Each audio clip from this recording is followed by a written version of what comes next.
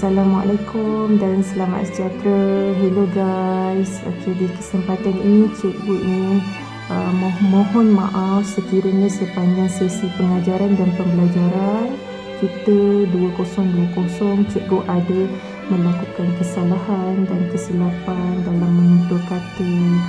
Okey, maafkan cikgu. Okey, buat semua.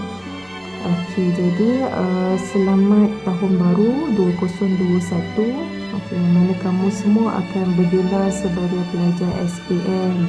Okey, lakukan yang terbaik, selamat maju jaya.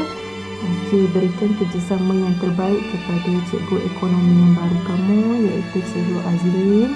Okey, jadi jika ada sebarang masalah atau ada persoalan yang masih ingin kamu rujuk kepada cikgu, tak ada masalah, cikgu boleh cuba bantu. Okey, jadi cikgu ucapkan selamat belajar. Okey, buat yang terbaik. Okey, semoga semua akan cemerlang dalam SPM. Okey, Assalamualaikum.